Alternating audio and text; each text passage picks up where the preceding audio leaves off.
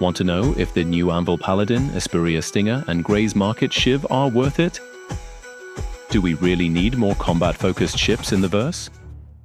Then you've come to the right place, because we'll be ruthlessly assessing whether these 3 new ships are absolute no-brainers or a pointless waste of money. We'll give you honest recommendations, crystal clear, no bullshit. Before we start, here are the rules. We only test with stock loadouts, but we'll give you an overview of customized loadouts to make them more comparable. The focus is primarily on PvE, with only a passing mention of PvP as lighter fighters dominate there. And of course, we're talking about competitive PvP here, not griefing or pirate gameplay. We rate each ship in 5 disciplines from 0 to 10: combat, cargo, interior, box storage, and passenger capacity. In addition, we show you a Nerf Traffic Light, high, medium, or low, so you can assess how likely subsequent nerfs are, which are already a veritable tradition for new and very powerful ships in the Star Citizen universe. All DPS figures come from erkul.games in Sustain DPS and with corresponding alpha damage, each in stock condition. This gives you a fair comparable basis and no hype fairy tales. We start with the Vandal in the room. The Esperia Stinger, a human-adapted version of the Vandal Stinger, which we can also expect to see as an enemy in the verse in the future. But does this beast make sense? The Stinger is a single-seat heavy fighter with a Vandal look, currently available for $315 or $290 Warbond. It thrives on brutal alpha strikes and looks like a flying predator, but everyday usability is not its strong suit. Let's start with the factory standard armament. At its heart is the custom-made Size 5 Wraith Plasma Cannon, which we already know from the Size and Glaive, but here as a solo cannon. In addition, there are 4 customizable Size 4 Light Strike Laser Cannons and 2 Size 2 Light Strike Laser Cannons. 16 Size 2 missiles sit on the rails, providing a substantial alpha reserve for the opener. In numbers, stock only. 1,361 DPS sustain and a strong 1,785 alpha damage for the pure cannon setup that best matches the Vandal Wrath Cannon. This is very solid for a solo brawler, but not outstanding. The first strike is the show, the follow-up is the weakness. To put it in perspective against common alternatives, the F8 Sea Lightning has 1,965 DPS and 596 alpha with better maneuverability. The Hornet F7A Mark II, currently still an overpowered medium fighter, has 2,823 DPS and 1,001 alpha. The Crusader Ares models mark the pole position in the high alpha heavy fighter category, comparison with common alternatives. The F8 Sea Lightning has 1,965 DPS and 596 alpha with better maneuverability. The Hornet F7A Mark II, currently still an overpowered medium fighter, has 2,823 DPS and 1,001 alpha. The Crusader Ares models mark their pole position in the high alpha heavy fighter category, the Inferno with 3,164 DPS and 292 alpha, and the Ion with an unbeatable 3,484 DPS and a whopping 5,150 alpha. In other words, if you're looking for pure alpha damage or maximum cannon dominance, you can't beat the Ares Ion. The Stinger, on the other hand, offers Vandal fantasies and a powerful missile opener, but not the longest line of fire. Regarding protection and systems, the Stinger has 2 Size 2 shield generators with around 9,480 shield bubble.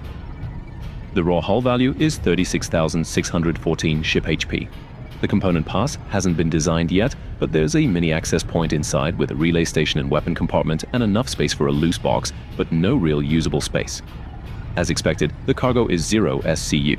You can squeeze handboxes in there, but there's no sensible place to stow them properly. That's the price you pay for the design language and the showroom entry on the bone rail.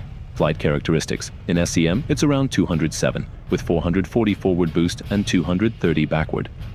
The Stinger feels heavy and a bit floaty. Pitch, yaw, and roll are 30, 26, and 90, boosted to 36, 31, and 90 108. That's fine for the role of a heavy solo brawler, but against agile targets, you have to set the opener perfectly. Countermeasures are plentiful: 48 flares, 5 noise decoys. The propulsion system is a Size 2 quantum drive. Fuel sizes were around 36 SCU hydrogen and 1.35 SCU quantum. The claim time is 25 minutes, expedited around 6 minutes. What does that mean in everyday use? Utility score, strictly according to our rules. Combat 7 out of 10, cargo 0, interior 1, handboxes 1, passenger 0, solo recommendation. Yes, this is purely a solo ship. PvE use case in short, a brutal first strike with a cannon setup that best suits the low-firing Wraith, then refuel until the capacitors catch their breath.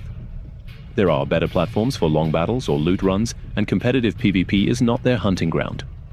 Stock is our baseline and clearly shows that the Stinger is energy hungry, the laser capacitors drain quickly, and the Wraith has its own projectile velocity, which takes some getting used to. For maximum alpha damage and better energy distribution for the Wrath Cannon, a ballistic loadout makes sense, but this does little to change its core role. The Stinger remains an Optis. The Stinger is energy hungry, the laser capacitors run out quickly, and the Wraith has its own projectile velocity, which means that the pip separation takes some getting used to.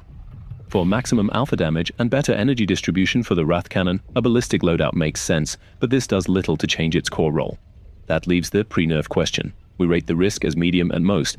Probable levers would be even tighter capacitor control for laser setups, a reduced firing window for the WRAITH, or adjustments to lock times and cooldowns for size 2 missiles. Without cargo, without passenger seats, at a price on par with the almost better performing Ares series. If, on the other hand, you're looking for a daily companion that covers missions, loot, and flex play, you're better off with our next featured ship. It's time for the Gray's Market Shiv, the ship for anyone who likes to fly their daily driver with a rusty patina, but plenty of substance. Officially classified as a heavy fighter, it's actually more of a maneuverable all-rounder with real utility in the verse, very strong solo, with a wider firing angle when flying in pairs, plus 32 SCU cargo capacity and vehicle options, priced at $150 store credit or 135 war bonds, almost cheekily cheap by Star Citizen standards. Factory armament, 2 size 4 breakneck ballistic Gatlings at the front, a quad-mounted size 3 remote turret at the top. And yes, the highlight is that this turret is slave to the pilot in solo mode. The bare figures are therefore impressive. As a solo pilot, 1,230 DPS at 104 alpha, plus the slave turret with 1,053 DPS and 158 alpha on top of that add up to a total of 2,283 DPS and 262 alpha in solo mode. For missiles, the Shiv carries 8 size 3 Arrestor 3s and 8 size 2 Tempest 2s. Enough to quickly open up in PvE or take annoying targets out of the sky without relying on pure missile spam. Shields, hull, and countermeasures. The factory default is a single size 2 shield solution with around 4,130 bubble. The hull is around 34,300 ship HP. This is rather Spartan, but honest, and it explains why the Shiv shines in solo flight as long as you fly actively, and why you should leave tank duels to others. The countermeasures are standard size with 48 flares and 5 noise decoys, but sufficient if you are not under continuous fire, which, as mentioned, you should avoid anyway with this flying spare parts warehouse. Flight profile and propulsion. The Shiv scores with around 219 SCM, powerful forward boost, and very good agility. Pitch around 50, yaw around 40, roll in the triple digits. In short, it doesn't hang on the controls like a whale, but implements course changes nimbly. The size 2 quantum drive helps you on long distances. In terms of fuel, you can roughly expect an average hydrogen supply and a small quantum supply, as is typical for this size class. The decisive factor is the feeling anyway. It flies like an inflated cutlass, only without its inertia and without its comfort padding. And that brings us to utility, the real reason why the Shiv so often stays in the hangar instead of ending up in buyback. 32 SCU of cargo on a well-designed grid, a real interior with a bed logout, weapon locker, storage cabinets, and the most famous bucket in the verse. The rear ramp is the only access point. Simple but functional. In practice, that means loot, stack crates, complete mission, move on. A rock fits if you load it forward. A cyclone fits on its edge, but the driver is better off staying seated. The gold standard component pass isn't available yet, but there is an engineering console and relays. You can see where this is going. For the rating, that means combat 8 out of 10, cargo 5, interior 5, hand crate 7, passenger 5. Translated, solo PvE with a focus on combat? Yes, without any asterisks. Duo? Always good, but not essential. The slave turret is fun on its own. For comparison, the Cutlass Black delivers 1,206 DPS and 125 alpha, plus 589 and 87 from the turret. More comfort, less solo punch. The Hurricane comes alive in pairs. Solo, you leave a lot on the table, and as a fighter, it's not really comparable anyway. And the Freelancer, MIS, clearly shifts the focus towards missile gameplay. The Shiv sits neatly in the middle. Enough guns to be effective consistently, enough utility to avoid having to switch back after every mission, and enough agility to avoid becoming a punching bag in PvE. We consider the risk of nerfing to be rather low. Why? The Shiv is not an outlier in terms of energy budget or time to kill. It doesn't sell a miracle, but rather a coherent toolkit, a turret that engages in solo play, solid but not absurd DPS, and a real game economy over 32 SCU. If CIG makes any changes, they will probably be to details such as turret convergence or angle limitations, not to the basic idea. The clear recommendation? If you mainly fly solo in the persistent universe, farm missions, want to take loot with you, and prefer a bit of junk aesthetics to sterile space operas, then this is your daily driver.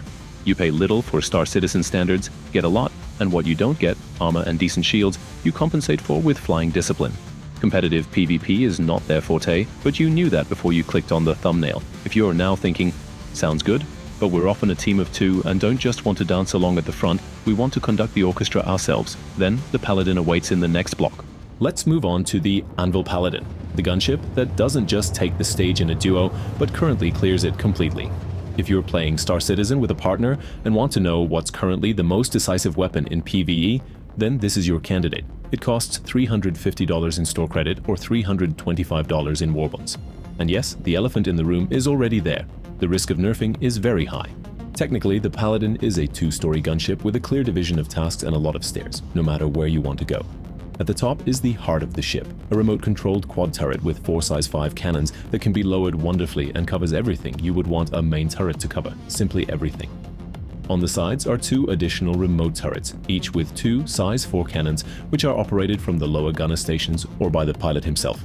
The pilot also has missiles on board, 8 size 3 and 2 size 4 as standard, which can be configured to 6 size 4 if desired. This is not subtle, it is a firepower machine.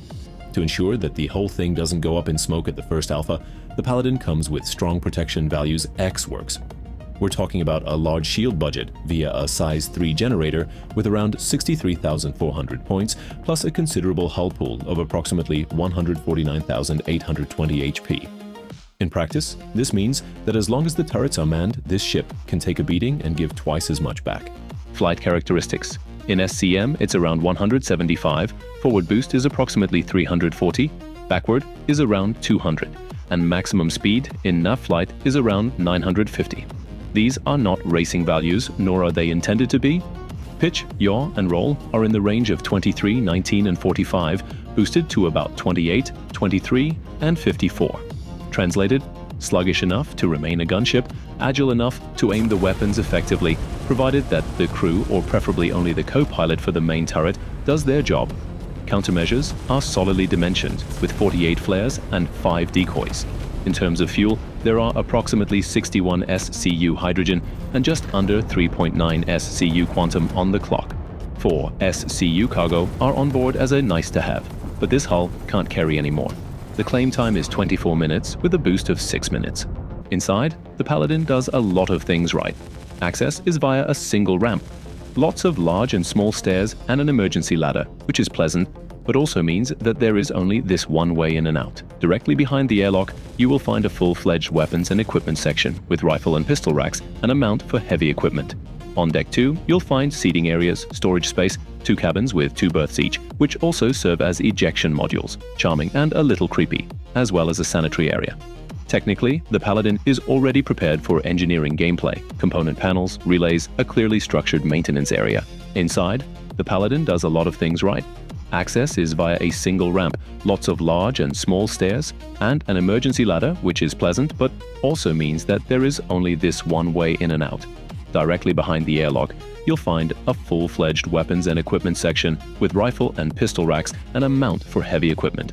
On deck 2, you'll find seating areas, storage space, 2 cabins with 2 berths each, which also serve as ejection modules, charming and a little creepy, as well as a sanitary area.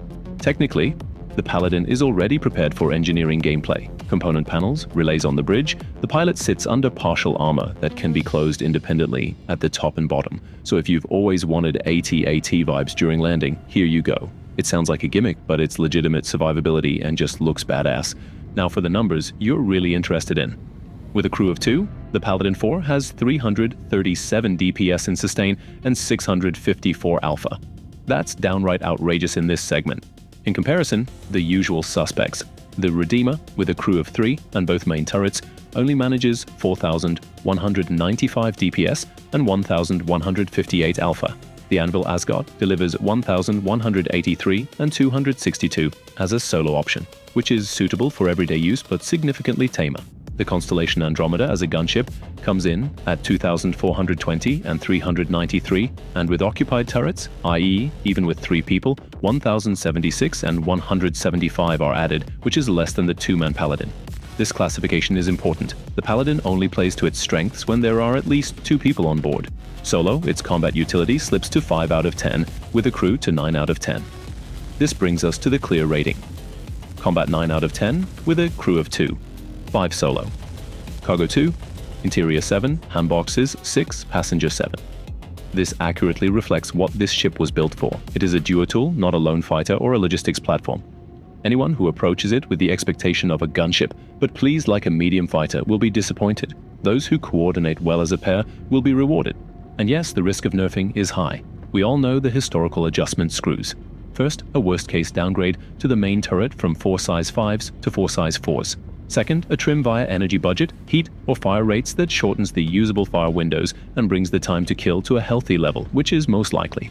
Third, finer adjustments to turret inertia or gimbal limits. The good news, none of these interventions completely destroys the fantasy of a duo gunship.